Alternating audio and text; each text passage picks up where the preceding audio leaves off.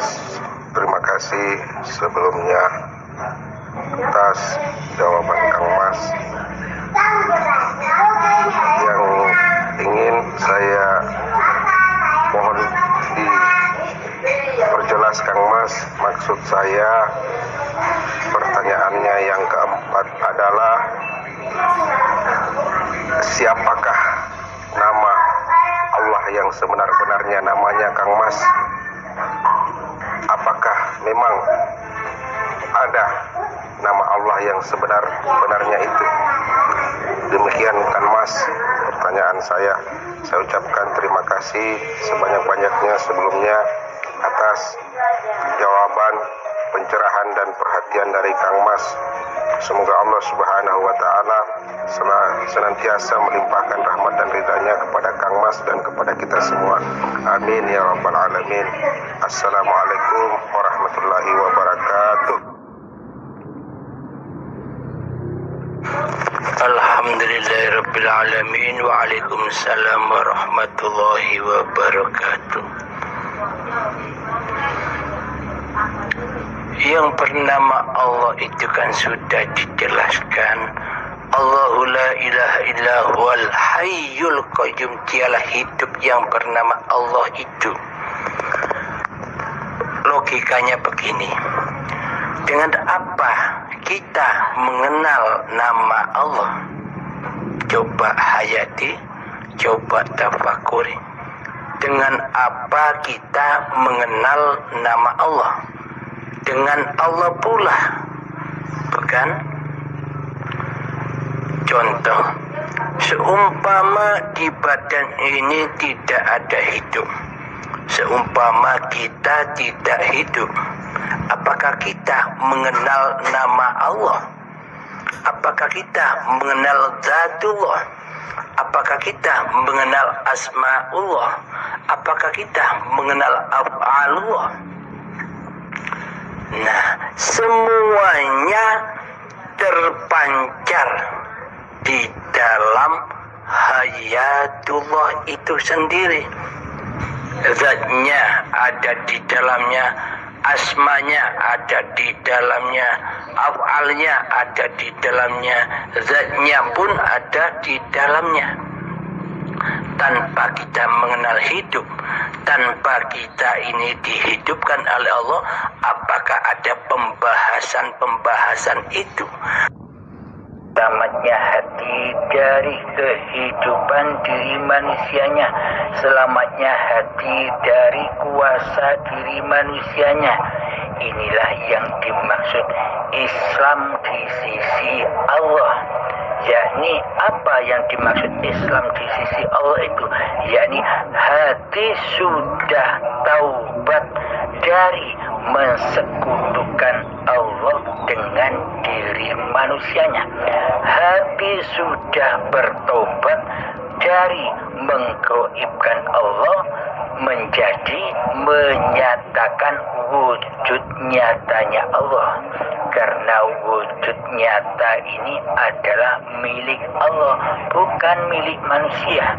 Selama manusia masih merasa dirinya yang paling wujud daripada Allah, selama manusia merasa dirinya paling hidup daripada hayatullah, selama manusia masih merasa dirinya berkuasa daripada kuasa Allah di dalam hati dan badannya, maka selamanya hati masih kufur, hati masih ateis, hati masih ingkar kepada Allah.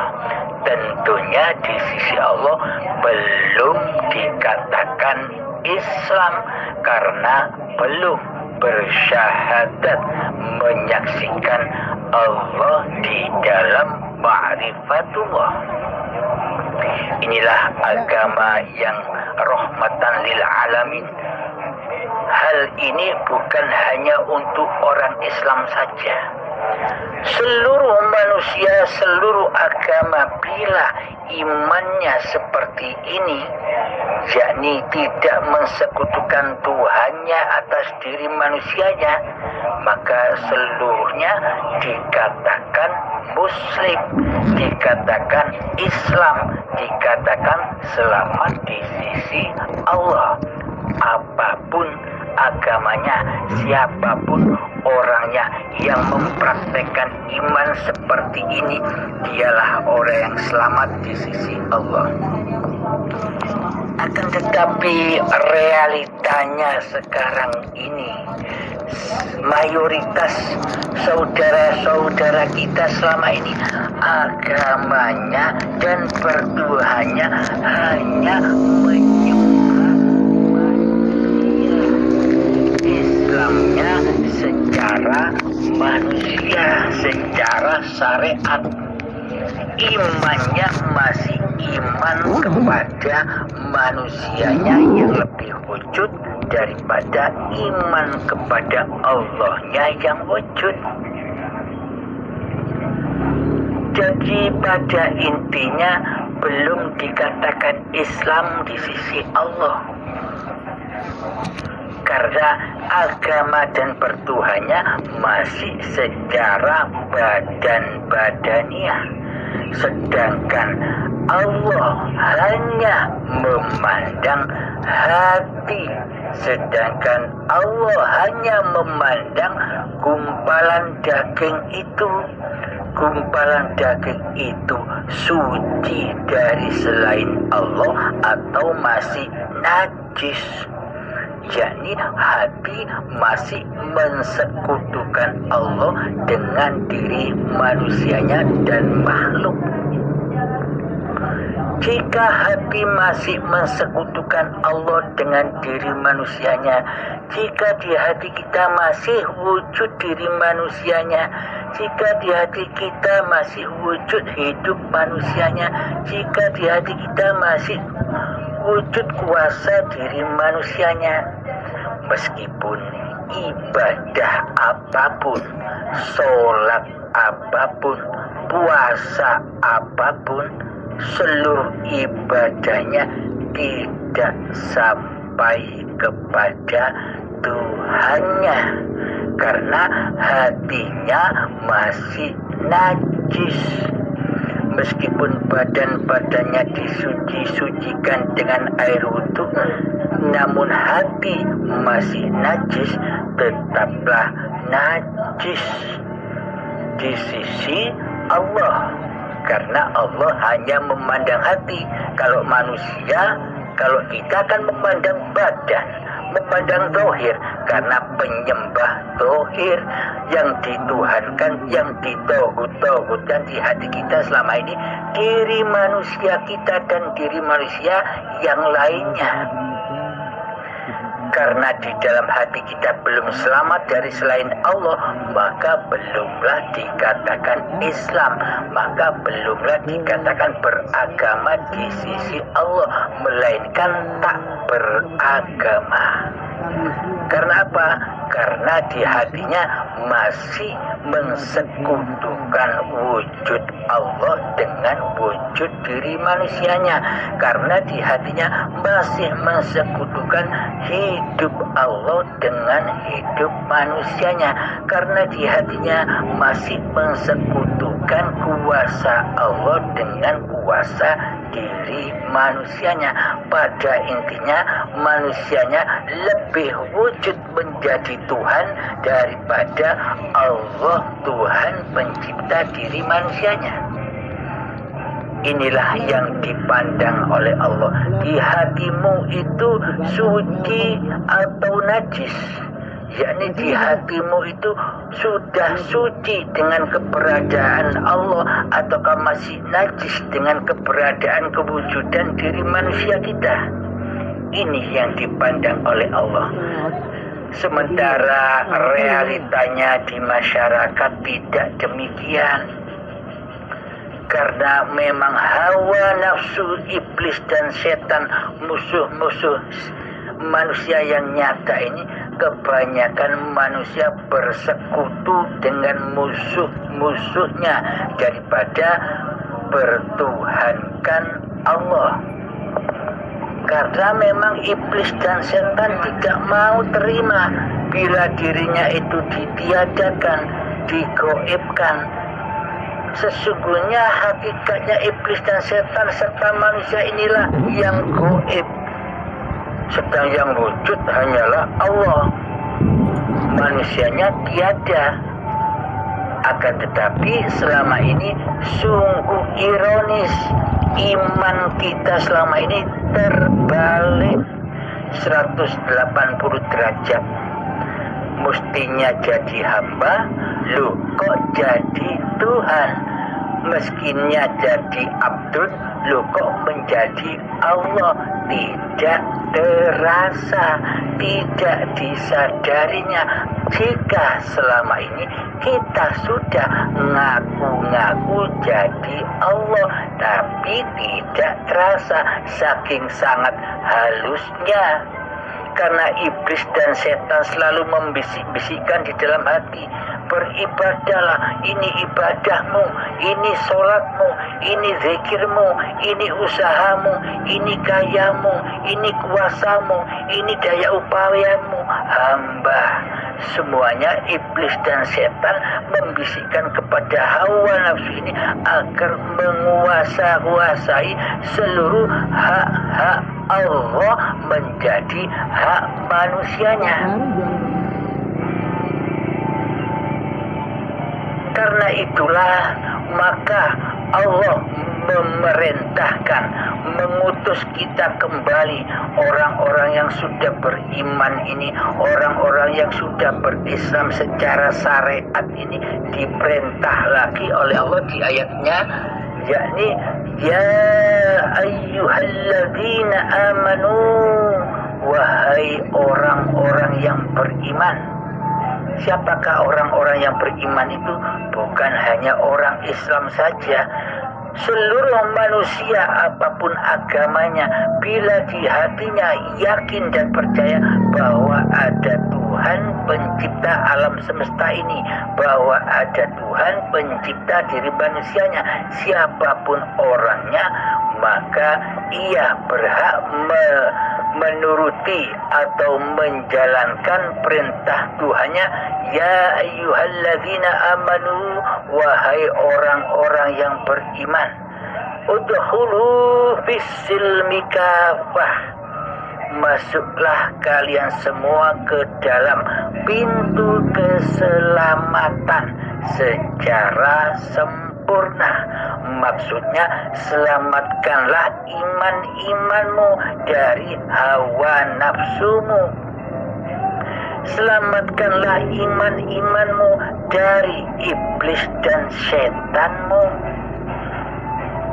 Maka dari itu, bagaimanakah caranya untuk memasuki pintu keselamatan kepada Allah agar kita semua benar-benar bertuhankan Allah daripada bertuhankan kepada hawa nafsu kita sendiri dan iblis serta setan yang selama ini menjadi sekutu-sekutunya manusia. Bagaimanakah caranya untuk melepaskan belenggu-belenggu iblis dan setan serta hawa nafsu yang ada di dalam diri ini? Sebelum kita menjelaskan bagaimana caranya untuk masuk ke dalam pintu keselamatan ilahiyah, maka bagaimana mungkin dikatakan kita bisa sholat?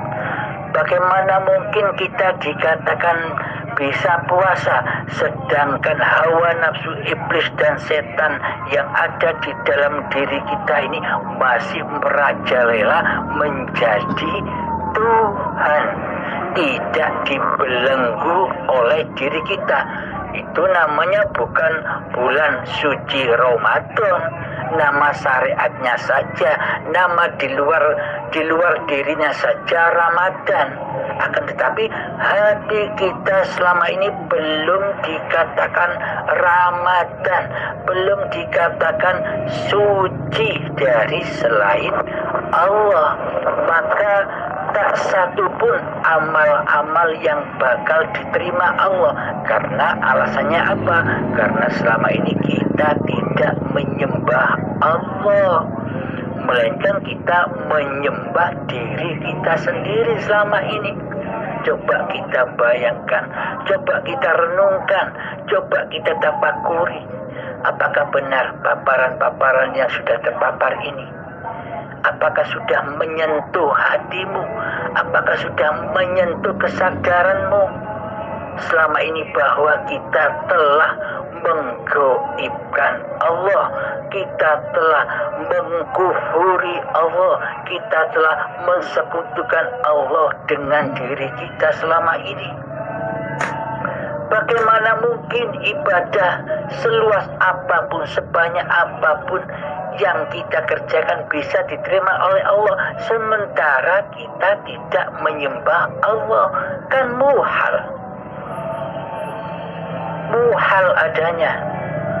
Coba Anda pikirkan bersama, coba ditafakuri bersama. Bagaimana mungkin ibadah-ibadah ini diterima Allah, sedang di hati kita yang ada selain Allah, yang ada hanya hawa nafsu kita sendiri yang merasa sebagai pemilik sholat, sebagai pemilik ibadah, sebagai pemilik puasa, sebagai pemilik kekuasaan apa yang bertindak tanduk di dalam badan ini.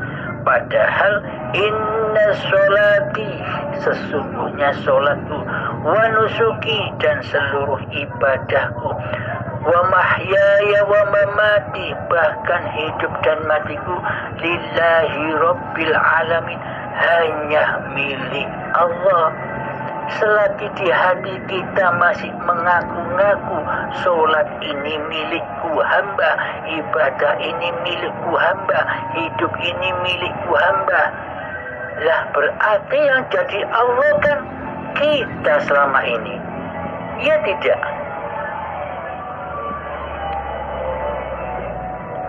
Coba kita sadari itu. Sampai kapan kita akan selalu merasa menjadi Allah, sedang kita tidak menyadarinya? Karena hawa nafsu iblis dan setan itu menyamarkan ini,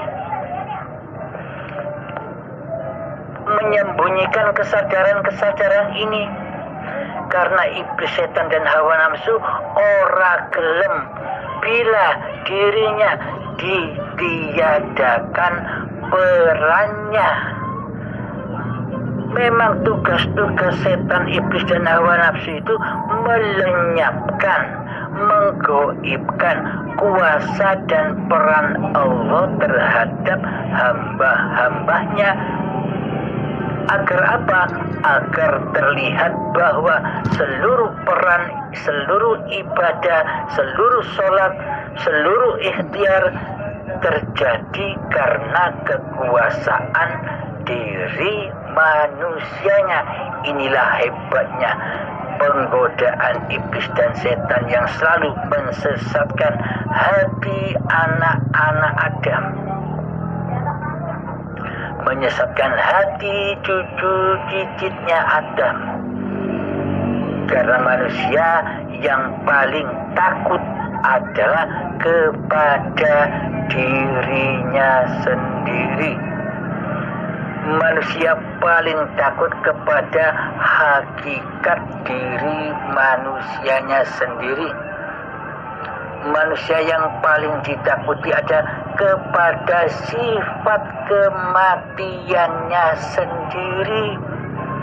Manusia ora gelem mati, ora gelem diora ono-no, ora gelem, tidak mau ditiadakan. Manusia ini tidak mau mati, maunya ingin hidup terus.